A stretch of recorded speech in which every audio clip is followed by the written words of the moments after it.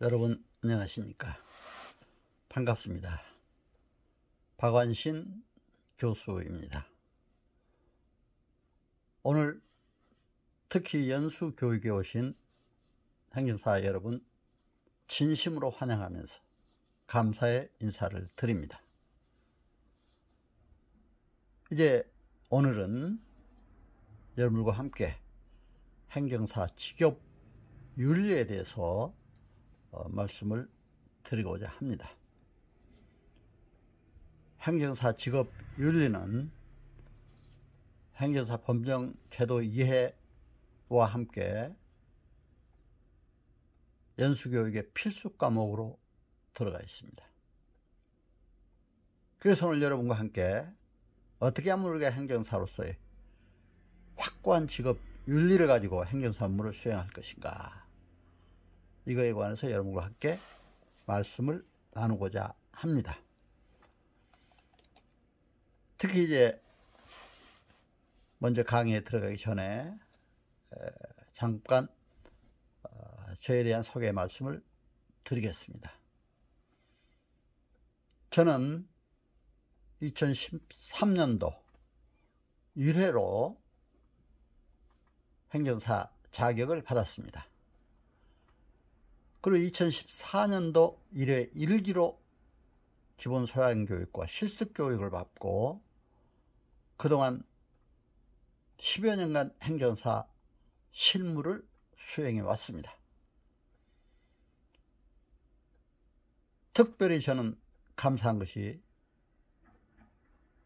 법정대학의 교수와 사이버대 총장을 역임한 이러한 경력이 있기 때문에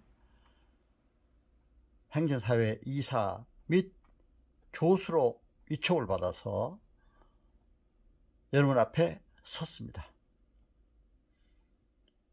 특별히 연수교육은 기본 소양교육이나 실습교육과는 달리 행정사 업무에 실제 종사하고 계시는 행정사님들이 참여한 교육입니다.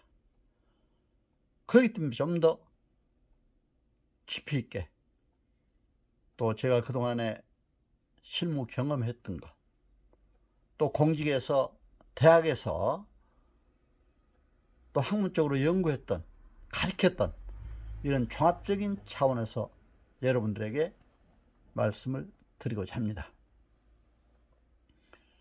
저는 이제 사무관으로 출발한 공직 경력으로 행정사 자격을 받았습니다. 그래서 이제 사무관 시절에 서울대학교 행정대학원의 사무관급 이상 응시 자격을 주길래 들어가서 이제 행정학 석사학위를 받고 단국대학에 와서 행정학 박사학위를 받았습니다. 그리고 이제 관동대학교 법정대학 교수를 역임하고 온라인 시대, 또 정보화 시대 사이버대 총장을 역임한 바 있습니다.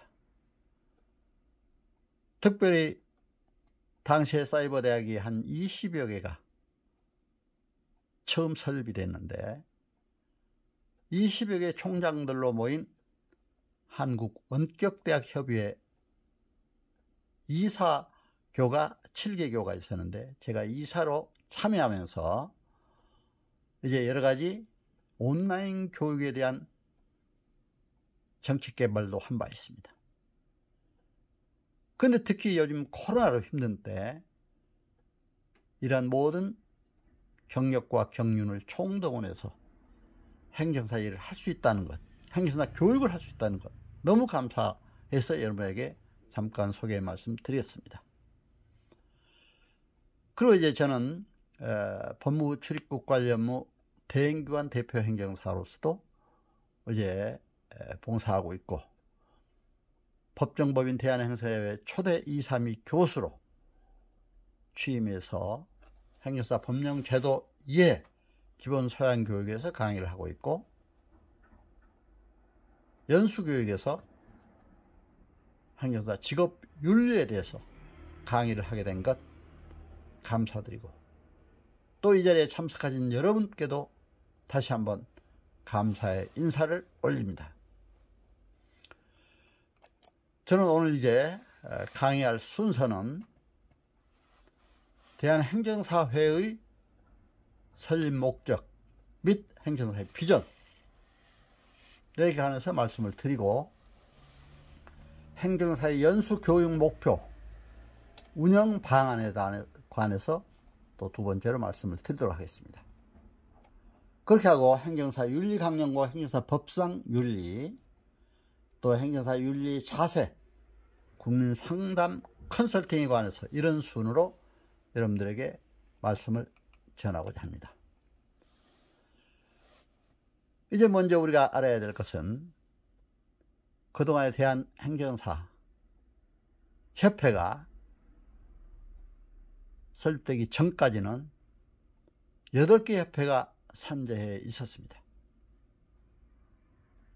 그런데 2021년 6월 10일 8개 협회가 하나로 통합이 돼서 법정법인 대한행정사회로 설립이 됐습니다. 그래서 이러한 먼저 대한행정사회의 설립 목적과 행정사의 비전에 대해서 여러분들이 먼저 알아야 되라고 믿어서 먼저 대한행정사회의 설립 목적, 비전에 대해서 말씀을 드리도록 하겠습니다. 대한행정사회 설립 목적은 공공성을 지닌 독립된 행정 전문가 단체로서 행정사 권익 보호와 품위 향상 및 직무의 개선 발전을 도모하도록 되어 있고요. 행정사법 1조의 목적대로 국민 편익을 증대시키고 행정제도의 건전한 발전에 기여하도록 그 목적을 두고 설립됐습니다. 그리고 행정사의 대국민 서비스 활동을 증진하기 위해서 노력을 해야 되고, 행정사 업무 활동에 도움이 되는 지식과 정보를 제공해서 우리 행정사님들이 업무를 수행하는 데 편리하도록 최선을 다할 것입니다. 대한행정사회 영문명을 보면은 KAAA, 약자로 이렇습니다. Korean Association Administrative Attorneys. 바로 지난 2021년 12월 6일 제2차 이사회에서 결정이 됐습니다. 저도 대한행정사회 설립되면서 초대 이사로 교수로 참여하고 있기 때문에 이 이사회에 참여해서 이렇게 결정을 한 바 있습니다. 여러분, 이런 것도 우리가 아시고 앞으로 우리 대한행정사의 일원으로서 함께 큰 발전을 해나가는 그러한 계기가 됐으면 하는 마음 간절합니다. 대한행정사의 홈페이지도 이렇게 잘 구성이 되어 있습니다. 이제 우리 모두가 힘을 합해서 대한행정사회 발전을 위해 노력해야 된다고 생각이 됩니다. 그래서 우리가 대한행정사회 일원으로서 발전을 위해서, 또 우리 행정사 업역 확보를 위해서도 최선을 다해서 노력을 해야 될 때라 이렇게 생각이 됩니다. 자, 그렇다면 행정사의 정의, 목적, 기능은 뭐냐? 제가 이제 서울대 행정대학원에 처음 들어갔을 때 행정의 개념에 대해서 아주 교수가 철저하게 잘 설명을 해 주더라고요. Public Administration. Public은 공공성, 공익성을 얘기하죠. Administration, 애들하는 접두어의 미니스트리에서 유래했다고 설명을 했습니다. 미니스트리, 여기에는 장관, 목자라는 의미도 있고 섬김, 봉사한다는 의미도 있습니다. 그렇기 때문에 우리가 국민에게 섬기고 국민의 편익을 위해서 섬기는 이런 행정사의 직이다, 이렇게 생각을 합니다. 그래서 행정사를 Administrative Attorneys 이렇게 부르고 있습니다. 저는 2018년도 8월 달에 일본의 행정사 협회 초청으로 총무성도 방문했고, 또 행정사 협회도 방문한 바 있습니다.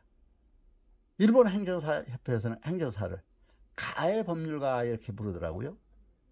가해 법률가, 가해 변호사. 거리가 짜죠. 거리의 변호사, 거리의 법률가. 어쩌면 거리 하니까 좀 이렇게 낮아도 보입니다만, 그러나 국민들과 가장 가까이 할 수 있는, 가장 가까이서 섬길 수 있는 그런 직이다, 이렇게 생각을 할 수도 있습니다. 그래서 우리 행정사들은 행정사 지도자로서 스트레스 리더십을 가져야 된다, 저는 이렇게 생각합니다. 첫째는 섬기는 리더십, 서번트 리더죠. 둘째는 셀프 리더, 행정사로서의 자기 자신 관리를 잘해야 됩니다. 행정법률가로서의 최고의 지식도 가져야 됩니다. 식견과 능력을 가져야 됩니다. 그래서 국민의 편익을 도모하기 위해서는 이런 자기 자신을 잘 보살피는 그런 노력도 있어야 됩니다. 슈퍼 리더로서의 나 혼자만 잘 되는 게 아니라 행정사님들 모든 분들과 협력하고, 우리 협회하고도 협력하고, 서로 도우며 국민과도 협력하고 공직자와도 협력해서 정말 슈퍼 리더로서의 훌륭한 행정사들이 다 돼야 된다고 생각이 됩니다. 그래서 이러한 행정사로서의 긍기와 자부심을 갖고 있는 행정사 업무를 수행해야 된다고 생각이 됩니다. 행정사의 목적과 비전, 자세, 이건 그걸 뭡니까? 어떻게 해서 우리가 행정사 업무를 수행해야 되느냐, 어떤 방향으로 해야 되느냐, 어떤 목적을 두고 해야 되느냐. 행정사법 1조의 목적이 규정이 되어 있습니다. 행정과 관련된 국민의 편익을 도모하고 행정제도의 건전한 발전에 기여한다, 이렇게 되어 있습니다. 여러분, 이러한 목적을 달성하기 위해서는 우리가 어떻게 해야 되겠습니까? 행정사님들끼리 서로 협력하고 도와야 됩니다. 국민들과 서로 협력하고 도와야 됩니다. 그렇다면 우리가 만남의 중요함을 느끼게 됩니다. 마틴 부버라고 하는 유대계 독일의 유명한 철학자가 있습니다. 나와 너라는 책이 있죠. I and those. 바로 나와 당신, I and you나 마찬가지죠. 이히 두, 독일어로 이렇게 되어 있습니다. 인간은 서로의 만남 속에서 기쁨이 있고 행복이 있다, 이런 얘기입니다. 바로 이런 마음으로 행정사 여러분과 저의 만남, 공직자의 만남, 국민과의 만남, 바로 이 만남을 우리는 행복과 기쁨으로 생각을 해야 됩니다. 그렇게 해야 우리가 행정사로서 성공할 수도 있습니다. 여러분, 성공 덕목 4요소가 뭔지 아십니까? 지식, 지능, 기술, 자세가 있다고 합니다. 이건 하버드 대학의 유명한 교수들이 바로 제시해 놓은 얘기입니다. 그런데 지식, 지능, 기술이 아무리 좋다 하더라도 자세가 나쁘면 성공할 수가 없다. 자세가 성공의 97%를 차지한다고 해요. 특히 인간관계가 성공의 85%를 차지한다고 이렇게 얘기하고 있습니다. 그렇다면 우리가 행정사로서 성공하려면 사실은 행정사로서의 자세, 확고한 윤리의식, 이런 게 겸비되어야 한다고 생각이 됩니다. 그래서 오늘 바로 여러분들에게 행정사 직업 윤리에 대해서 강의를 하게 된 겁니다. 그렇다면 이런 행정사를 기쁨과 감사로 해야 됩니다. 논어에 호지자 불여 낙지자라는 얘기가 있습니다. 호지자 불여 낙지자. 근데 저는 낙지자 불여 감지자, 이런 말로 바꿔서 한번 설명을 해봤습니다. 일을 좋아서 하는 자보다도 즐거워하는 자가 더 낫다, 논어에 이렇게 되어 있는데 저는 그렇습니다. 즐거워해서 하는 자보다도 감사함으로 하는 자가 더 성공할 수가 있다. 여러분 어떻습니까? 행정사 감사함으로 할 때 기쁨이 있고 행복이 있고 국민에게 편익을 잘 도모하는 직업윤리도 잘 지켜나갈 수가 있습니다. 그래야 우리도 건강하고 행복해질 수가 있습니다. 사무엘 울만이라고 하는 사람은 청춘이라는 시를 썼습니다. 인간은 나이가 들어서 늙는 것이 아니라 이상 꿈, 열정을 잃으면 늙는다고 했습니다. 여러분, 제가 이건 실제 살아보니까 그래요. 꿈을 잃거나 열정을 잃으면 늙어요. 제가 나이가 들었다고 했어. 오히려 열심히 하고 꿈을 갖고 열심히 하니까 건강도 유지할 수가 있고 더 젊어질 수도 있습니다. 여러분, 우리가 행정사로서 그런 열정과 꿈을 갖고 한번 도전해 본다면 반드시 성공할 수가 있다. 이렇게 생각이 돼서 말씀을 드립니다.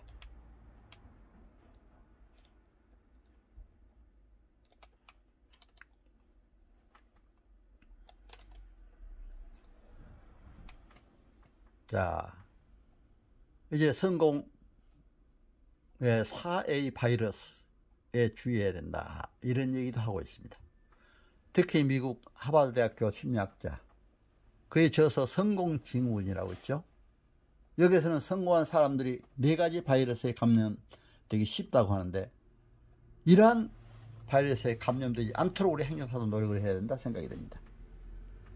특히 우리 행정사님들, 공직자나 또 시험 출신이나 다 이제 하나로 만나서 함께 우리가 노력을 해가야 된다고 생각이 됩니다.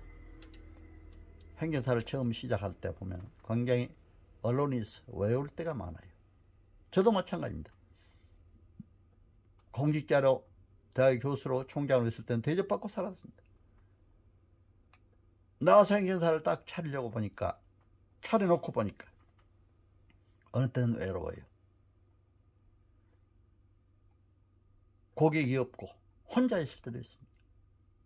물론 우리 같이 하는 사람도 있지만, 그러나 고객이 없을 때는 외롭기도 해요.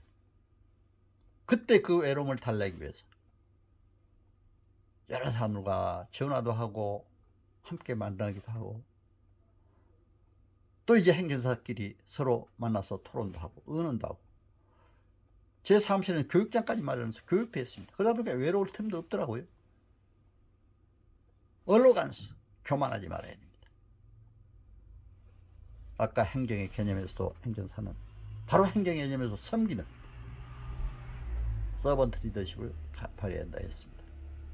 바로 교만하지 말고 겸손한 자세로, 섬기는 자세로 나간다면 반드시 성공할 수가 있다. 애드벤처식, 절대로 모험을 해서는 안 됩니다. 여러분, 공직에 계셨다가 이제 나오신 분들, 사회에 바로 나오면은 많은 모험도 하게 됩니다. 좋은 자리 줄 테니까 와라, 어디 회장 자리 줄 테니까 와라, 뭐 이렇게 한 때도 있습니다. 그러나 저도 그런 거 제안을 많이 받았습니다.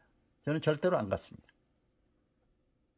다만 고문이나 자문위원 자리, 이런 자리 가면 부담 없이 가서 봉사도 하고 일도 하면서 또 뭐 몇백만 원씩 이렇게 자문료도 주더라고요. 그렇게 일도 해봤습니다. 그래서 절대로 모험은 해서는 안 된다. 애덜터리, 성적인 그런 관계에서 주의를 하면 반드시 성공할 수가 있다. 그렇기 때문에 여러분, 이런 마음으로 반드시 성공하는 여러분들 다 되시기를 바랍니다. 자, 그렇다면 이제 행정사 연수 교육의 목표, 방안, 연구 방법에 대해서 말씀을 드리겠습니다.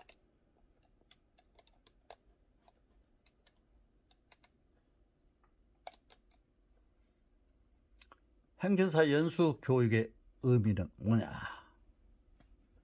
행정사가 행정사법의 규정에 따라 받아야 하는 법정 교육입니다. 행정사법 25조 2항에 규정됐습니다. 행정사는 전문성과 윤리의식을 높이기 위하여 2년마다 16시간의 연수교육을 받아야 한다고 행정사법 시행령 23조 6항에는 규정이 되어 있습니다. 이런 목표에 따라서 행정사의 자질과 업무 수행 능력을 향상하고 행정사의 전문성과 윤리의식을 제고하고 국민이 가장 먼저 찾는 행정사, 국민과 가장 가까이 하는 행정사로서의 우리가 역할을 하기 위해서 바로 이 연수교육을 받는 것입니다. 그래서 여러분, 연수교육에 잘 오셨습니다. 여러분 오신 걸 진심으로 환영합니다. 감사합니다.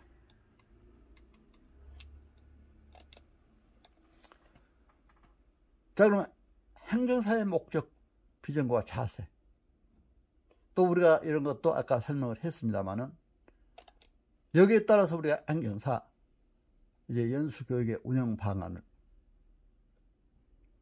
어떻게 우리가 그 목적에 부합하게 할 수가 있는가, 이걸 생각해 봐야 됩니다. 연수교육은 다음 각 호의 구분에 따른 날로부터 2년 내에 받아야 됩니다. 16시간을 2년마다 16시간씩 받아야 됩니다. 뒤에 이제 약간 구체적인 규정도 있습니다. 행정사 사무소라든가 합동사무소 설치한 행정사의 경우는 행정사 업무 신고 확인증을 받은 날로부터 또 2년 내에, 또 행정사 법인을 구성하는 행정사의 경우 법인 신고 확인증을 발급받은 날, 또 고용된 행정사, 소속 행정사죠. 법인에 해당된 소속 행정사의 고용은 신고한 날로부터 이렇게 받아야 된다. 16시간을 반드시 받아야 된다. 행사법 시행령 2021년 6월 10일 날 대통령령으로 공포가 됐습니다.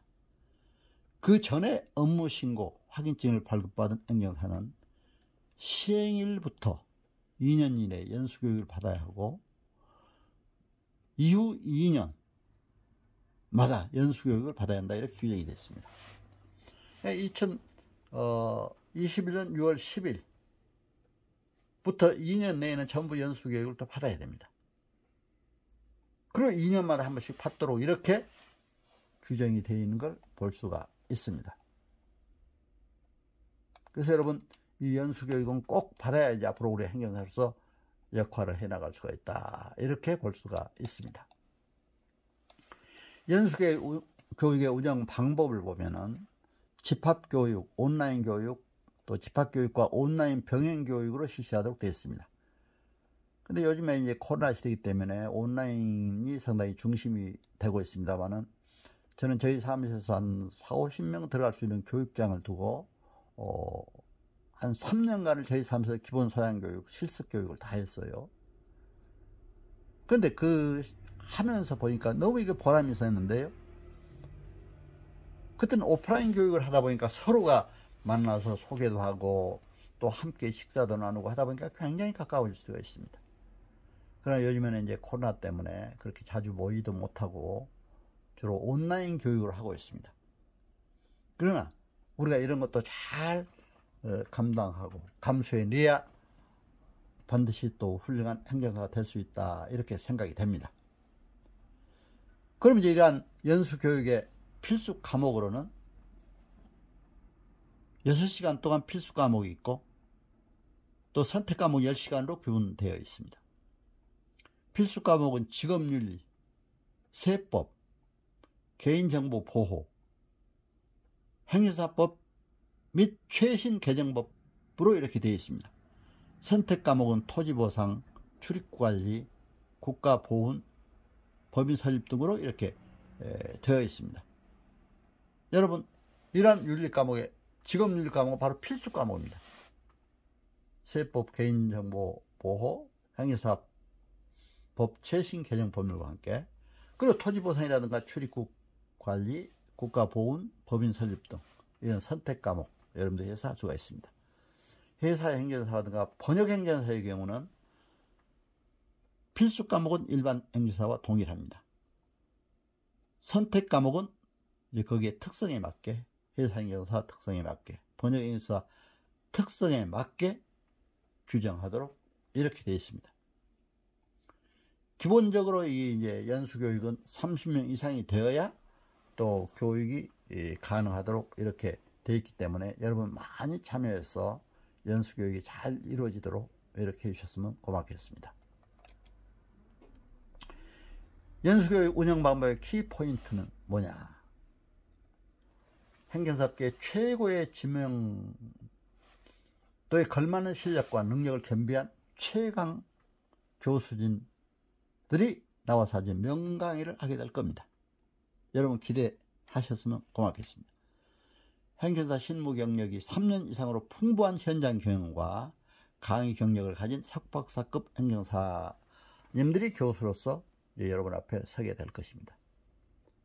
그리고 이제 온라인 시대에 온라인 교육을 하다 보니까 전자칠판 활용 등 양질의 선진 교육 환경을 구축해서 우리 대한행사회 중앙교육연수원에서는 이러한 교육장도 마련해서 열심히 교육 준비를 하고 있습니다. 여러분도 기대하시고 많이 참여해 주시면 고맙겠습니다. 연수교육 수강자 혜택을 보면은 행정사 연수교육 교재를 이제 무상으로 제공을 하게 됩니다. 그리고 행정사 연수교육 수료증을 발급하고요. 또 대한행사회 회원 가입시 신분증, 등록서를 발급하고 로고를 사용하고 또 취업, 창업 컨설팅을 적극 대한행사회에 지원하도록 이렇게 되어 있습니다. 여러분 많이 참여하셔서 행정사로서의 큰 발전을 이루시기를 기원합니다. 연수교육 위한 행정사 윤리를 위해서 또 직업윤리를 위해서 연구 방법을 간단히 살펴보도록 하겠습니다. 사실은 어떤 학문이나 연구할 때 이런 방법이 필요하더라고요. 제가 석박사 과정을 밟을 때 반드시 이 연구 방법에 따라서 모든 학문을 연구하도록 이렇게 하는데 저는 행정사한테도 실질적으로 필요해요. 시스템 어프로치, 체제적 접근 방법입니다. 정치 행정 체제, 경제 사회 문화 체제, 체제적으로 접근을 해보는 겁니다. 행태적 접근 방법. 행태는 뭡니까? 인간의 심리, 행동과 태도를 연구하는, 특히 우리가 상담에서 국민들과 모든 상담에서 행정 업무를 수행할 때 국민들의 행동과 태도, 심리를 알아야 됩니다. 그래야 거기에 잘 접근해서 행정사 업무 수행을 효율적으로 해갈 수가 있다. 국민의 편익을 도모하는 데 기여할 수가 있다. 이렇게 볼 수가 있습니다. 법적, 제도적 접근 방법이 있습니다. 행정사님들은 법과 제도도 잘 알아야 돼요. 모든 법이 새롭게 개정되고 또 법령이 새롭게 나오고 하는 걸 바로바로 이제 여러분들이 알아서 행정사 업무를 수행해야 됩니다. 역사적 접근 방법. 역사적으로 대한민국도 알려면 대한민국 역사적으로 접근해 봐야 됩니다. 행정사도 행정사에 역사적으로 접근을 해봐야 됩니다. 철학적, 윤리적 접근. 바로 이것이 우리 행정사 직업 윤리에 대한 접근 방법입니다. 이런 접근 방법을 통해서 여러분들이 행정사도 업무도 수행을 해야 된다. 이렇게 봅니다. 특히 이제 윤리적 접근 방법에서 인풋, 아웃풋, 프로세스, 컨버션이라고 그러죠. 피드백, 이런 과정을 잘 알아야 됩니다. 환경과 관련해서. 예를 들면 행정체제를 보더라도요. 국민들의 어떤 인풋, 요구, 인풋 과정이면 정책에 어떤 요구가 있어야 돼요. 그 요구를 정부는, 행정부가 받아들여서 그 요구에 맞게 어떤 회의 과정이라든가 법령 제정 과정이라든가 프로세스죠. 컨버션 과정. 과정을 통해서 이제 법령을 만들고 해서 아웃풋, 산출해서는 법령을 이제 공포에서 시행하고 정책을 시행하고 이런 것들이 나오게 되는 거죠. 시행해 보니까 좀 잘못했더라면 피드백 과정을 통해서 다시 정말 발전시켜 나가는 그런 과정입니다. 그런데 이런 과정은 엔버러먼트, 정치, 행정, 경제, 사회, 문화 모든 환경을 고려해야 된다. 바로 이런 얘기입니다. 자, 우리 행정사의 업무도 보세요. 고객이 우리한테 가져온 인풋 과정입니다. 그렇죠? 업무의 의뢰를 받았다 이거죠. 그럼 어떻게 합니까? 업무 의뢰를 받으면 저희들이 그 업무를 잘 처리하기 위해서 법률도 보고 그 관련된 법률도 보고 시행령도 보고 시행규칙 보면 다 나와요. 그리고 아웃풋, 바로 처리해서 처리 결과를 통보해줘. 아웃풋이죠. 한번 이렇게 하다 보니까 또 이게 잘 됐나 잘못됐나 피드백 과정을 통해서 다시 한번 생각해보고 앞으로는 더 잘하려고 노력하는 이 과정이 있어야 됩니다. 그러면 사회 문화 환경도 고려해야 됩니다. 항상 코로나 시대는 어떻게 해야 되는가, 코로나 환경 이런 것도 보면서 우리가 업무를 수행을 해나가야 된다. 바로 이것이 이러한 어프로치 접근 방법입니다. 이제 행정사 윤리 강령과 행정사 법상 윤리는 어떤 거냐. 행사법 개정에서 내용에서도 우리가 행정사 교육 강화, 연수교육은 2년마다 6시간 하도록 이렇게 된 거, 이런 것이 강화되어 있습니다. 그렇죠? 물론 이제 여기에 개정 이번에 특히 이제 금년 2021년 6월 10일 날 시행이 됐습니다만은 행정사 범인 설립, 또 대한행사회 통합되어 설립이 되어 있고, 또 퇴직 1년 이내 근무한 행정기관 업무 수임 불가도록 되어 있고, 또 행정사 종류가 일반 행정사, 회사 행정사, 번역 행정사, 행정안전위원회 이런 법사위를 거쳐서 통과돼서 이제 시행령까지 나왔습니다. 여기 아주 연수교육 2년만 하도록. 근데 이 교육이 기본소양교육이나 연수교육이나 실습교육이나 제가 행정안전부 교육에 참여하면서 많이 느낀 점이 있습니다. 행정안전부 공무원들은 물론이고 각 시군구 교육 담당 공무원들도 함께 모입니다. 그때는 행정사협회가 8개로 있을 때 8개 같이 모였고, 지금도 물론 모여서 그런 회의를 합니다. 직업윤리에 대해서 굉장히 강조를 하더라고요. 이거는 꼭 잘 해줘야 된다. 왜냐면 행정사가 업무에 앞서서 먼저 직업적인 윤리의식이 먼저 있어야 된다. 그러면 그 행정사는 성공할 수가 있다. 이렇게 강조한 걸 볼 수가 있었습니다.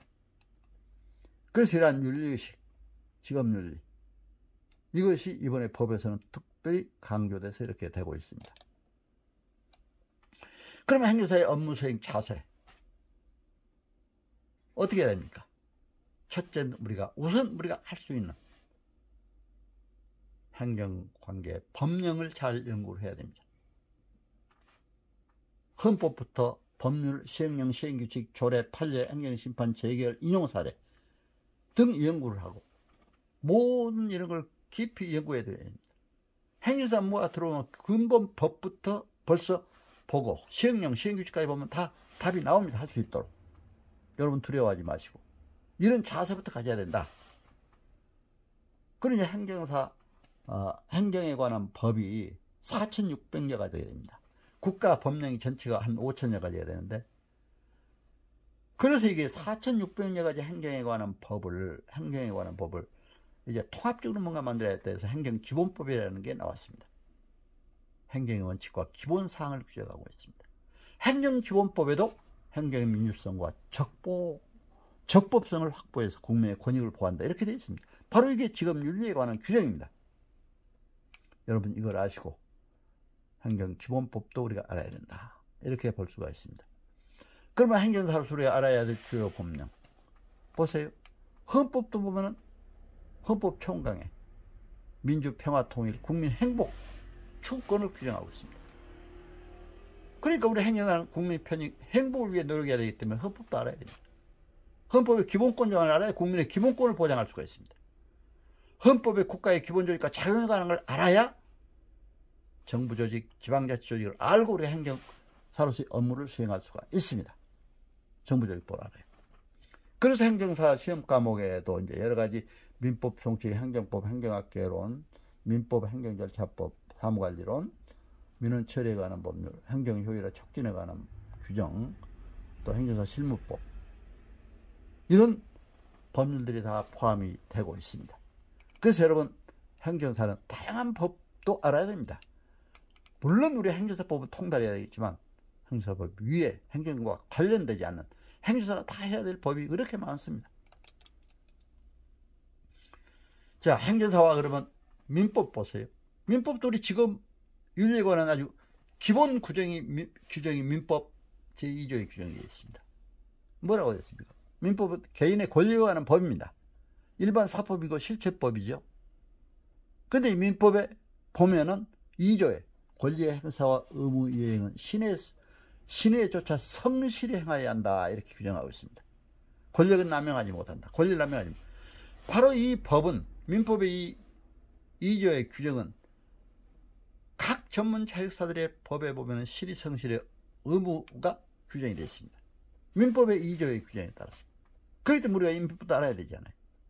단독행위, 계약, 합동행위, 또 민법의 법률행위를 알아야 행정행위도 알 수가 있습니다. 단독행위, 여러 가지로 행정사가 할 일이 많습니다. 특히 단독행위 중에서 재단법인 설립행위, 저도 많이 해봤습니다.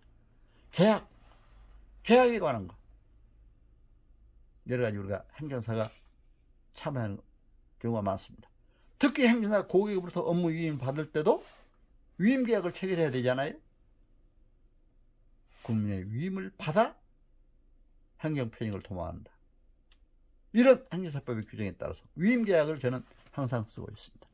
합동행위, 사단법인 설립행위라든가 이런 허용행위, 민법상 법인 설립행위. 민법상 법인 설립은 뭡니까? 행정관청의 허가를 얻어서 설립한다 이렇게 되어 있습니다. 상법상 법인은 어떻게 됩니까? 영지법인이죠. 주식회사나 한명회사, 합자회사, 유한회사. 이것은 등기함으로 설립한다 됐어요. 그렇기 때문에 그것은 변호사나 법무사들이 많이 하고 있습니다. 행정관청이 허가를 얻어서 한다 하는 것은 민법상의 법인입니다. 그렇기 때문에 민법을 알아야 되잖아요. 그래서 여러분들이 민법도 알아야 된다. 또 이제 행정법도 행정사와 신뢰보호, 성실의무 등이 다 규정이 되어 있습니다. 행정법에도 보면은. 그리고 특히 행정의 원칙에서 성실의무, 권한남용 금지 의무가 규정이 되어 있습니다. 이것은 헌법에도 규정이 되어 있잖아요. 신뢰보호 원칙, 민법에 신의성실의 원칙이라든가 다 규정이 되어 있습니다. 그렇기 때문에 행정법도 알아야 됩니다. 그리고 이제 행정법뿐만 아니라 이런 행정법이 이제 행정에 관한 여러 가지 4,600여 가지 법이 있기 때문에 행정기본법이 다시 제정되게 된 겁니다.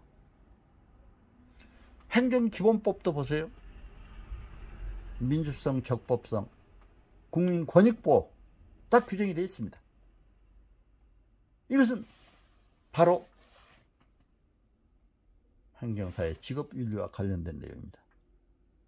행정기본의 목적이 어떻게 있습니까? 1조의 목적이 이 법은 행정의 원칙과 기본사항을 규정하여 행정의 민주성과 적법성을 확보하고 적정성과 효율성을 향상시킴으로써 국민의 권익보호에 이바지 않는 목적으로 한다. 이렇게 되어 있습니다. 바로 직업윤리와 관련된 이런 행정기본법도 알고 행정에 대한 전반적인 사항을 알고 우리가 업무 처리를 할 때 행정사로서의 효율적인 업무 수행을 할 수가 있다고 이렇게 봅니다. 자, 행정기본법에는 이제 이런 여러 가지 규정도 있습니다. 특히 이제 국회규칙, 대법원규칙, 헌법재판소 규칙이나 중앙선거관리위원회 규칙, 감사원 규칙, 또 이런 지방자치, 조례, 규칙 이런 것들도 우리가 어떻게 이제 그 정의를 하고 있냐면 행정기본법에는 법령 등으로 이렇게 규정을 하고 있죠. 그래서 여러분들 참고로 이건 아시면 되고요. 행정기본법에 아까 신뢰보호의 원칙 규정이 되어 있다. 국민 권리 보호의 중요한 신뢰보호의 원칙, 비례 원칙, 부당결부 금지의 원칙 등이 규정이 되어 있다. 이렇게 볼 수가 있습니다. 그리고 이제 적극 행정의 토대 강화라든가 신고의 효력 발생 시점을 명확하게 했고 개별법상 공통제도 체계화, 절차를 간소화하는 이런 행정기본법의 내용도 구성이 됐다. 이렇게 볼 수가 있습니다. 행정기본법에게는 이제 여러 가지 그동안에 언론을 통해서나 또 TV를 통해서 이렇게 홍보된 내용이 많이 있습니다. 그래서 이걸 잠깐 여러분들에게 소개를 했습니다. 행정기본법의 재정기대의 효과, 이것은 법행정의 완성 및 국민 권리 보호를 강화한다. 대개 여론조사 때 뭐 이런 원칙들이 많이 나와요. 그러니까 직업윤리를 강화했다 이런 의미입니다. 적극 행정을 구현했다. 4차 산업혁명 및 규제 혁신의 촉진에 기여했다. 국민 편익 중심으로 행정법 체계를 효율화시켰다. 이렇게 행정기본법의 재정기대 효과를 볼 수가 있습니다. 자, 그러면 행정사법과 관련해서 행정사 직업윤리는 어떻게 되어 있느냐. 여러분 지금까지 누차 설명을 했습니다. 목적의 국민의 편익도 도모와 행정제도의 건전한 발전에 기여한다. 바로 이것이 행정법의 1조의 목적인데 이 법에 따라서 우리는 바로 행정사 직업윤리가 거기에 바로 규정이 되어 있습니다. 1조에서 목적에서. 그리고 이제 업무에서 이제 여러 가지 사항도 규정을 하고 있습니다. 2조의 업무에서 인허가 업무라든가 민원 처리 업무, 기타 여러 가지 사실조사, 우리 행정사 업무에 대한 건 별도로 여러분들이 강의를 듣기 때문에 여기서 구체적으로 설명을 않겠습니다만 이렇게 되어 있습니다. 자, 그리고 이제 직업윤리와 관련된 3조 행정사가 아닌 사람에 대한 금지사항. 행정사가 아닌 사람은 다른 법률에 따라 허용되는 경우를 제외하고는 제2조의 업무를 하지 못한다. 우리 행정사법에 규정된 제2조의 업무를 변호사나 또 법무사나 세무사나 다른 전문자격사단체들이 할 수가 없습니다. 그래서 이러한 규정이 되어 있는데 여기에서 이제 요즘에 문제가 되는 게 특기 행정심판 대리권에 관한 문제죠. 이거는 지금 변호사법에는 규정이 되어 있습니다. 그렇기 때문에 이런 문제는 앞으로 우리가 행정사법에도 반드시 규정이 돼야 된다. 이 대리권 문제가. 그건 입법상에 앞으로 우리가 노력해야 될 일이라 생각이 됩니다. 행정사가 이제 할 수 있는 업무, 할 수는 없는 업무, 이런 것도 알아야 행정사 직업윤리에 반하지 않는 행동, 이런 것을 이제 할 수가 있다, 이렇게 봅니다. 영업정지 취소구제, 운전면허 취소구제, 행정심판, 또 인허가 등 이런 건 할 수가 있습니다. 타자기사와 관련된 업무는 할 수가 없죠. 소송 업무, 등기 업무, 부동산 중개 업무, 조세 신고 업무, 노동강의 업무.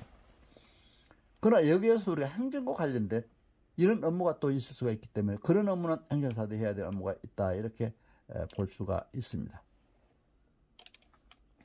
행정사의 의무와 책임 21조.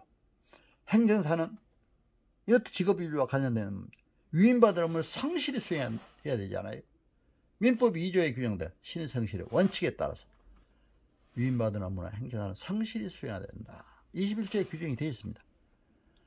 행정사가 업무를 수행하면서 고의 또는 과실로 위임인에게 재산상의 손해를 입힌 경우에는 그 손해를 배상할 책임이 있다, 이렇게 규정하고 있죠.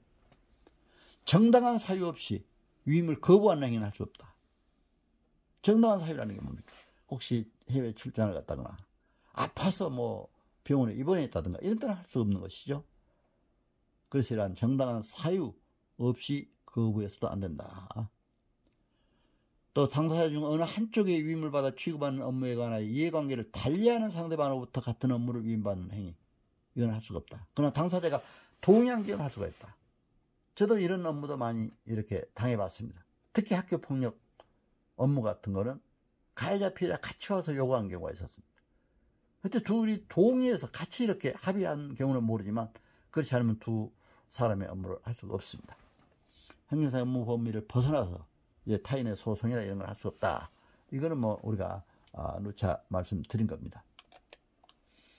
비밀 엄수, 업무 처리고 범위서지. 비밀 엄수 의무도 우리가 개인정보보호법상, 통신비밀보호법상 우리가 행정사는 알게 된 고객의 정보, 예를 들면 뭐 주민등록번호라든가 또 이런 걸 함부로 알려주면 안 된다, 이런 얘기입니다. 우리만 알고 생년월일이라든가 이런 것도 해야지 또 그걸 함부로 공개도 안 된다, 이런 바로 얘기입니다. 이제 행정사 직업윤리 자세 국민 상담 컨설팅에 대해서 말씀을 드릴까 합니다. 이걸 이제 알기 위해서는 먼저 공무원의 윤리 강령을 알아야 됩니다. 공무원의 이제 행동 강령이나 윤리 강령, 행동 강령은 종합적으로 모든 공무원에게 공통적으로 적용되는 이제 행동 강령입니다. 공무원 행동 강령 1장 총치 1조에 보면은 이형은 공무원이 준수해야 할 행동 기준을 규정하는 것을 목적으로 한다, 이렇게 되어 있습니다. 2장에서는 공정한 직무 수행에 따른 윤리적인 원칙을 규정이 됐고요. 또 3장에서는 부당 이득의 수수 금지, 4장에서는 건전한 공직 풍토의 조성, 또 위반 시의 조치 등 이런 내용들이 규정이 되어 있습니다. 그래서 행동 강령, 공무원 행동 강령도 우리가 알아야 된다. 공무원 또 윤리 강령은 각 부서마다 이제 달리 규정이 되는 경우들이 많이 있는데, 제가 이제 국가인권위원회 공무원 윤리 강령만 대표적으로 하나 있습니다. 그렇기 때문에 뭐 각 부서마다 또 그 부서에 맞게 윤리 강령들이 있는 경우가 있습니다. 국가인권위원회 공무원 윤리 강령 1조 목적이 어떻게 되느냐. 공무원 윤리 강령은 부패방지법 제8조의 규정에 의하여 국가인권위원회 소속 공무원이 준수해야 할 행동 기준을 정하여 이를 하도록 함으로써 투명한 공직사회를 구현함을 목적으로 한다. 이렇게 되어 있습니다. 그렇기 때문에 바로 국가인권위원회 안에 소속 공무원들이 이제 지켜야 될 윤리 강령을 잠깐 간단히 대표적으로 소개를 해드렸습니다. 또 그렇다면 행정사 윤리 강령은 뭐냐? 이건 우리 대한행사회에서 이제 만든 윤리 강령입니다. 잠깐 살펴보면 행정사는 행정과 관련된 국민의 편익을 도모하고 행정제도의 건전한 발전에 이바지하기 위한 행정분야 전문 자격사로서 국민의 권익을 대변하고 행정기능을 보완하는 역할을 통해 공익적이며 봉사적인 책무를 다할 의무가 있다. 바로 윤리강령이 첫 규정을 하고 있습니다. 우리 행정사들은 품격과 사회적 지위 향상에 노력하고 적법, 공정, 성실한 업무 수행을 통해 공신력 높은 전문 자격사로서 국가 사회 발전에 이바지하고자 다음과 같이 행동 기준을 정한다. 이렇게 되어 있습니다. 자, 그러면 행정사 윤리 강령 하나하나 한번 살펴보겠습니다. 행정사는 사회정의의 실현과 윤리적 가치관을 존중하며 공신력을 배양하고 명예와 품위를 함양함으로써 사회적 역할에 충실한다. 행정사는 부정과 불의를 배격하고 법령과 규정에 따라 공정하게 직무를 수행함으로써 전문 자격사로서의 품격과 능력을 구현하는 것과 아울러서 국민과 행정기관으로부터 신뢰받는 자격사가 된다.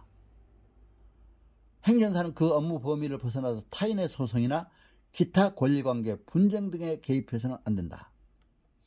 행정사는 과장 또는 거짓된 언행 및 광고로 국민을 기망하여 업무를 수행하는 행위를 배척하여 국민에게 책임있는 공신력 있는 행정서비스를 제공한다.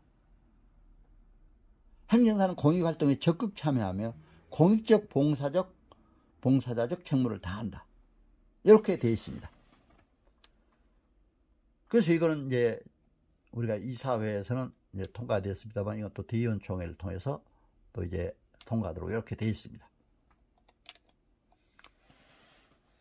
그럼 이제 이런 윤리 강령이 있는 대신 행정사는 이런 윤리 강령에 대한 서약서도 있습니다. 행정사는 행정 관련한 국민의 편익을 도모하고 행정제도의 건전한 발전에 이바지하기 위한 행정 분야 전문 자격사로서 국민의 편익을 대변하고 행정 기능을 보완하는 역할을 통해 공익적이며 봉사적인 책무를 다할 의무가 있다. 우리 행정사들은 품격과 사회적 지위 향상에 노력하고 적법, 공정, 성실한 업무 수행을 통해 공신력 높은 전문 자격사로서 국가 사회 발전에 이바지하고자 다음과 같이 행동 기준을 정한다. 이렇게 되어 있습니다. 그럼 그 행동 기준은 뭐냐? 행동 기준을 보시죠.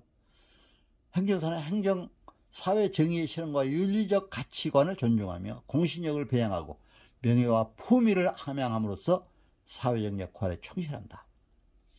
행정사는 부정과 불의를 배격하고 법령과 규정에 따라서 공정하게 직무를 수행함으로써 전문 자격사로서의 품격과 능력을 구현함과 아울러 국민과 행정기관으로부터 신뢰받는 자격사가 된다.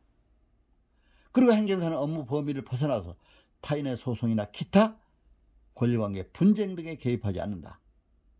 행정사는 과장 또는 거짓된 언행, 광고로 국민을 기망하여 업무를 수임하는 행위를 배척하여 국민에게 책임있는 공신력 있는 행정서비스를 제공한다.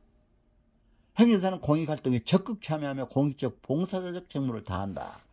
이렇게 되어 있습니다. 그래서 이러한 행정의 윤리강령 또 서약서도 알아야 우리가 행정사의 윤리강령을 바로 이해할 수가 있어서 말씀을 드렸습니다. 그럼 이제 행정사 윤리에 관한 운영 규정 또 있습니다. 윤리에 관한 운영 규정.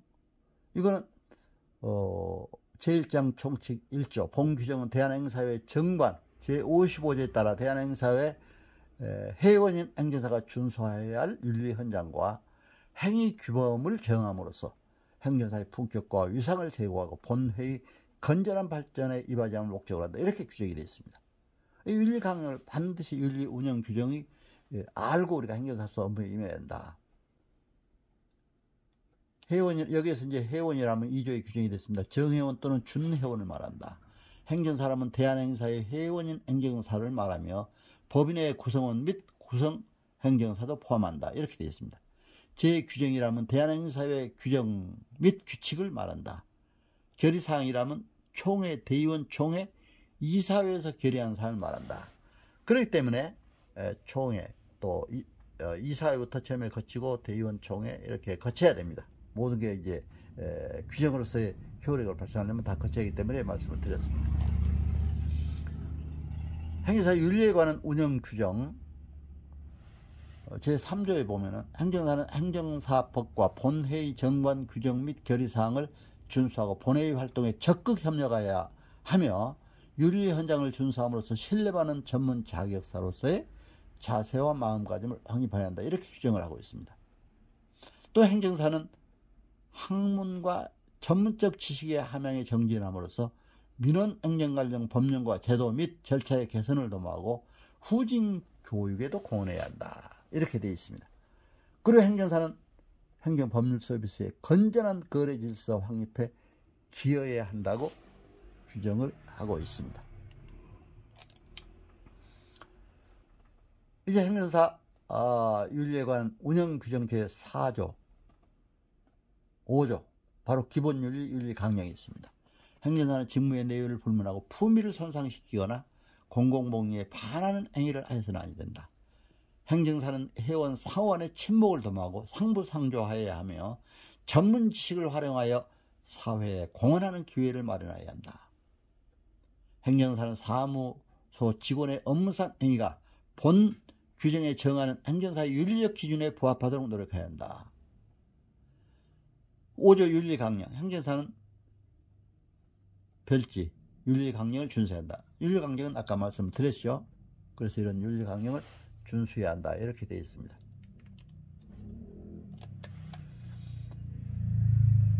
행정사 윤리에 관한 운영 규정의 제2장 의뢰인에 대한 윤리가 6조에 성실 의무가 있죠. 의뢰인에 대해서는 성실하게, 성실 의무죠.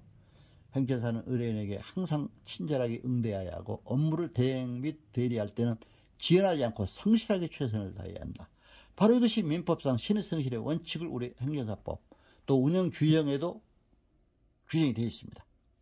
행정사는 의뢰받은 업무의 처리를 위해서 부단한 노력으로 지식과 경험을 축적해야 하고 의뢰인의 권익이 침해되지 않도록 필요한 주의를 다해야 한다. 이렇게 규정이 되어 있습니다.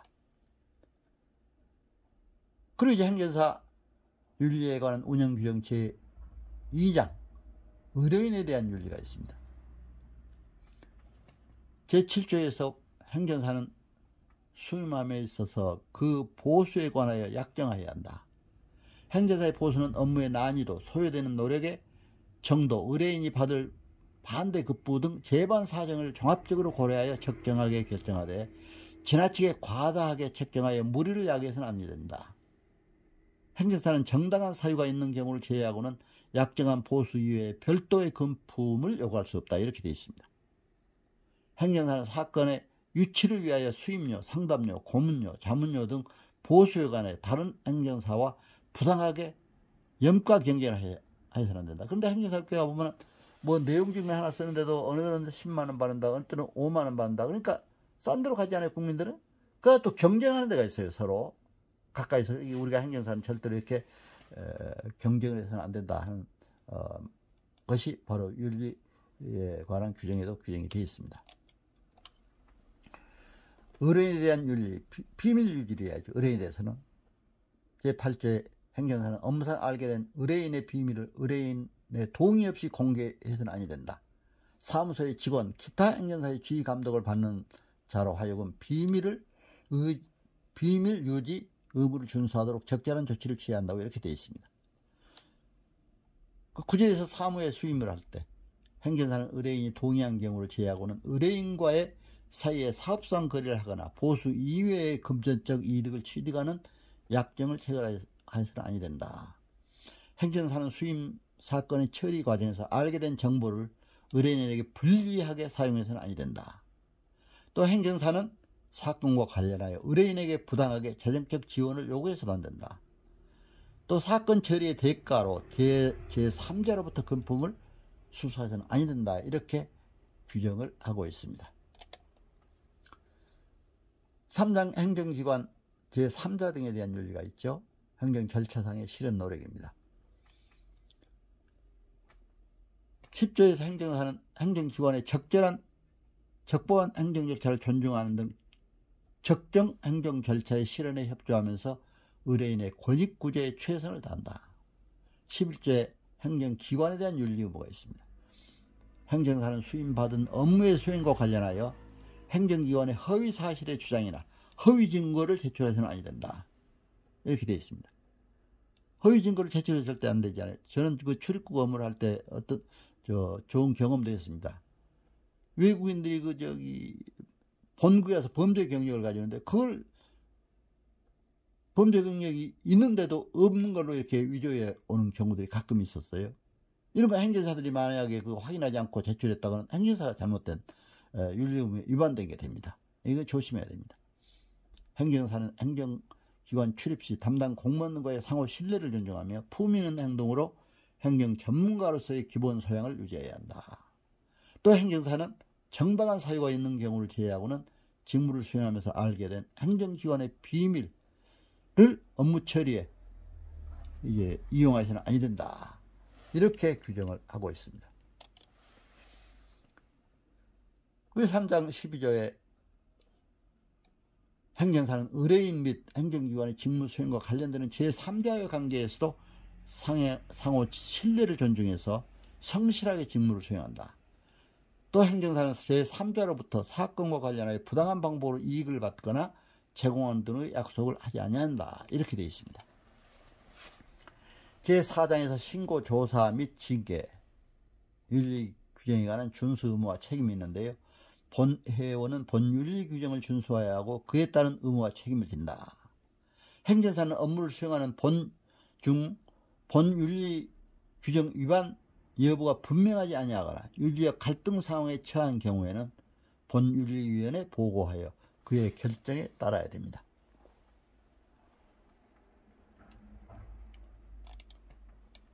윤리에 관한 운영규정 4장 신고, 조사 및 징계에 관한 규정이 있습니다.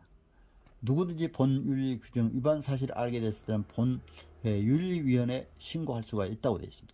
신고자는 본인과 위반자의 인적사항과 함께 위반자의 위반 내용을 구체적으로 제시해야 합니다. 윤리규정 위반 행위를 신고받은 윤리위원장은 신고자와 신고 내용에 대해서 비밀을 보장해야 하며 신고에 따른 어떠한 불이익도 받지 아니하도록 이렇게 해야 됩니다. 그래서 이런 것도 참 조심해야 될 우리가 내용이다. 또 신고, 조사 및 징계, 윤리위원장은 제1항에 따라 신고된 윤리규정 위반 행위를 조사하여 위반사항이 확인되는 경우에는 당해 행정사로부터 제출받은 소명 자료와 함께 회장에게 보고해야 한다. 또 위항에 불구하고 윤리위원장은 윤리규정 위반 행위가 의심되는 경우에는 직권으로 조사할 수 있으며 조사 결과 위반사항이 확인되는 경우에는 당해 행정사로부터 제출받은 소명 자료와 함께 회장에게 보고하도록 이렇게 규정이 되고 있습니다. 행정사 윤리에 관한 운영규정 제15조에 보면은 이제 이러한 윤리규정 위반 행위에 대한 징계 규정이 되어 있습니다. 특히 이제 그 14조 4항 및 5항에 따라 윤리규정 위반 행위를 보고받은 회장은 보고된 위반 행위가 제출된 소명 자료의 심사를 통하여 윤리규정을 위반한 것으로 확인되는 경우에는 해당 행정사를 징계하는 등 필요 조치를 취해야 합니다. 이 항에 따라 징계를 하고자 하는 경우에는 본회 징계 규정에 따라야 된다고 이렇게 되어 있습니다. 이것도 이제 역시 대의원총회 결의로서 이제 시행이 되게 됩니다. 그럼 이제 행정사의 기본 윤리와 자세, 지금까지 설명한 것을 이제 요약해서 한번 보면요. 행정사는 행정사의 품위를 해하는 행동을 해서는 안 된다. 또 행정사는 공공복리에 반하는 행위를 해서도 안 된다. 행정사는 직무를 수행함에 있어서 독립적이고 공정, 성실하게 신성실의 원칙에 따라서 해야 된다. 행정사는 상호간의 신뢰와 우애를 존중하고 예의를 존중해야 된다. 그리고 행정 분야 전문가로서 문화적 소양과 가치를 구축하기 위한 노력도 해야 된다. 저는 이제 시를 쓰고 수필도 하다 보니까 사실 문화적인, 사회 문화적인 이런 것도 알아야 되겠더라고요. 그래야 우리 행정사로서의 좀 더 사회적 접근이 가능해질 수가 있습니다.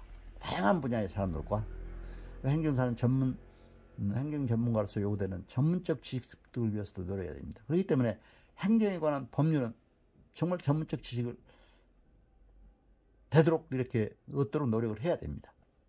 행정사는 상호 존중주의에 입각하여 상대방을 비난하거나 비방해서는 안 된다. 행정사는 직무를 수행함에 있어서 의뢰인의 정보를 위해야 한다. 이거는 지금까지 모든 윤리 규정이나 공무원 행동 또 기타 윤리 헌장 이런 거에 전반적으로 종합된 것을 요약해서 여러분들에게 말씀을 드렸습니다. 그럼 이제 행정사 법령상 이렇게 창업 이런 과정을 통해서 이제 물론 여기는 지금 다 이런 과정을 거쳐서 왔기 때문에 여기는 내가 구체적으로 설명을 드리지 않겠습니다만은 이런 과정을 거쳐서 왔기 때문에 이런 것도 이제 참고로 제시해 보았습니다. 자, 이런 업무, 사무실 입지 선정 문제도 여러분들이 이제 이미 해왔기 때문에 이것도 이제 여기서는 구체적으로 설명을 드리지 않도록 하겠습니다. 또 주요 업무와 관련된 각종 법령, 이런 것도 업무 지식도 알아야 됩니다. 그 관련된 법, 주요 업무에 대한 저희들이 기본 소양교육이나 실질적으로 많이 한 업무에 대해서 대표적인 걸 소개했습니다. 국가보훈유공자 업무, 국가유공자 예우 지원에 관한 법률이라든가 또 영업정지 취소 구제에 관한 이런 각종 법률, 음주운전, 도로교통법, 출입국 관리법, 국적법, 학급 폭력 및 대처에 관한 법률, 또 건축법, 또 부동산 손실보상일 때 공시사업을 위한 토지 등의 취득 보상에 관한 법률이라든가 또 공시가격 조정, 부동산 공시에 관한 법률, 인허가, 대리 문제, 또 환경분쟁 조정법 문제, 자동차 등록업무 관리법, 자동차 관리법, 또 교통사고조사, 도로교통법, 또 사회복지사법 이런 종합적인 그 근본법을 그 업무에 따른 관련 법을 알아야 또 시행령 시행규칙까지 보다 보면 어떤 업무도 여러분들 다 할 수가 있다. 그래서 말씀을 드렸습니다. 자, 행정사와 국민상담 컨설팅. 이제 우리가 상담을 잘해야 되잖아요. 이 잘해주는 것도 정말 국민 직업윤리에 해당이 됩니다. 행정사법 2조 6항에 행정관계 법정 및 행정에 대한 상담 또는 자문에 응하도록 되어 있습니다. 행정사는. 컨설팅이란 뭡니까? 고객이 오면은 그 업무를 상담해주고 진단해서 바로 처리해줍니다. 병원에 환자가 갔을 때 의사가 진단해서 치료해주는 거. 저는 이제 경영 컨설팅 자격을 갖고 있기 때문에 100여 개 기업 진단 지도도 해봤습니다. 기업에 가서 조직관리, 인사관리, 생산관리, 마케팅, 또 이제 재무관리, 이 제대로 되어 있느냐 진단해서 바로 지도해주는 게 경영지도사 할 일이었습니다. 우리 행정사도 고객이 오면 진단해서 지도해서 처리해주는 거. 이걸 잘해야 됩니다. 그래서 행정사가 바로 이런 케어 컨설팅, 창업 컨설팅, 위기관리 컨설팅을 잘해야 됩니다. 특히 요즘에 이제 코로나 시대, 요즘에 소상공인들 굉장히 어렵다고 그러잖아요. 그래서 소상공인들 또는 중소기업인들 이런 사람들에게 이제 손실보상, 우리가 손실보상하면 그동안에 토지보상에 관해서 주로 많이 나왔습니다. 헌법 23조에 따른 손실보상이라는 게 뭡니까? 적법한 행정행위로 인해서 국민이 손실을 받았을 때 보상해 주는 것이죠. 이번에 코로나로 인해서도 질병관리청에서 여러가지 법상 방역대책에 따라서 이루어지는 손해가 본 사람들은 손실보상을 해준다. 이런 얘기들이 많이 나오고 있기 때문에 이런 것도 우리가 알아야 된다 해서 말씀드립니다. 컨설팅 개념은 이제 국제 노동기구에서 이게 나왔습니다. 조직의 목적을 달성하는 데 있어서 경영, 업무상의 문제점을 해결하고 새로운 기회를 발견, 포착하고 학습을 촉진하며 변화를 신뢰하는 관리자와 조직을 지원하는 독립적인 전문 서비스다. ILO, 국제노동기구에서는 이렇게 규정을 하고 있는 것을 볼 수가 있습니다. 4차 산업혁명 시대 또 우리가 이렇게 행정사로서의 이런 것을 알고 상담도 해줘야 됩니다. 고객의 욕구, 목표 시장의 이제 고객의 필요 욕구라는 니드, 또 경쟁자 동향, 약점, 강점, 고객 만족 동향 보면서 이제 바로 도전 정신, 창의적 정신으로 열정을 가지고 바로 고객을 상담해 줘야 되고, 또 문제점을 해결하고 이제 처리해 주는 것. 이것이 바로 우리 행정사가 고객 상담으로서 해야 될 일이다, 이렇게 봅니다. 바로 이 국민 편익 상담을 하고 설득, 설득 기법에서 고대 유명한 철학자 아리스토텔레스는 아주 좋은 얘기를 했어요. 로고스적 설득 방법, 파토스적 설득 방법, 에토스적 설득 방법을 얘기했습니다. 로고스는 우리 행정 법률에 대한 지식이 풍부한 지식을 갖는 거, 바로 로고스적 설득 방법입니다. 파토스, 감성에 호소하는 거죠. 고객이 찾아왔을 때, 고객이 어려움을 당해왔을 때 같이 함께 어려움을 함께 생각하면서 동정하는 마음으로 감성에 호소하면서 이렇게 해야 되는 일입니다. 에토스, 그러나 가장 중요한 것은 에토스적 설득 방법이라고 그러죠. 진실한 성품, 신뢰성, 설득 방법. 행정사 직업윤리가 바로 신뢰성을 주는 겁니다, 국민들에게. 신성실의 원칙에 따라서. 그러나 우리가 이제 공직자 출신이나 행정사 시험 출신이나 비교적 국민들이 신뢰를 해줍니다. 저도 일을 해보니까. 그래서 참 보람도 있어요. 그래서 우리가 국민들에게 신뢰를 잃지 않도록 항상 정직하게 해야 한다. 허풍치거나 과장해서도 안 된다. 그래서 이렇게 아리스토텔레스가 얘기한 걸 잠깐 설명을 드렸고요. 또 경영이란 인간 경영이요, 인간 경영이 부르는 근면과 진실, 사랑이 필요하다. 이런 삶의 자세가 혁신경영을 이끄는 중심이다. 이건 경영학자 피터 드라카가 바로 얘기했습니다. 옆에 피터 드라카의 사진과 함께 영문으로 된 이 내용을 소개를 해드렸습니다. 이렇게 해서 오늘 이제 행정사의 직업 윤리에 관해서 여러분들에게 말씀을 드렸습니다. 예, 여러분 오늘 이렇게 잘 들으셨는데, 이제 결론적으로 말씀드리면 행정사는 최고의 국가 전문자로서의 긍지를 갖고 확고한 직업윤리의식을 가져야 합니다. 행정사는 행정사법 제1조에 규정된 목적대로 국민의 편익을 위해 국가 행정제도의 건전한 발전에 기여하겠다는 비전을 갖고 노력한다면 반드시 성공할 수 있습니다. 이 성공할 수 있다는 확신을 갖고 행정사 업무를 수행하는 여러분 다 되시기를 기원합니다. 행정사는 21세기 지식경영 시대, 4차 산업혁명 시대 전문가적 실력을 쌓고 행정환경 변화에 창조적으로 대응하는 창조적 변동력권, 바로 체인지 에이전트가 돼서 국민을 위해 사랑과 헌신, 근면과 진실 있는 섬김의 리더십으로 좋은 인간관계를 유지하면서 반드시 성공하는 행정사 여러분 다 되시기를 기원합니다. 오늘 행정사 연수교육 시간에 행정사 직업윤리에 관해서 열정적으로 참여하시고 강의를 잘 청취해 주신 여러분 감사드립니다. 여러분 행정사로서 창업을 하고 행정사 실무를 수행하실 때 오늘 제 강의가 많은 도움이 되어 큰 발전이 있기를 기대하면서 여러분 건강하시고 복된 날을 되시기를 기원합니다. 여러분 감사합니다. 안녕히 계세요. 박완신 교수, 이제 오늘 행정사 직업윤리 강의 여기에서 마치도록 하겠습니다. 감사합니다. 안녕히 계세요.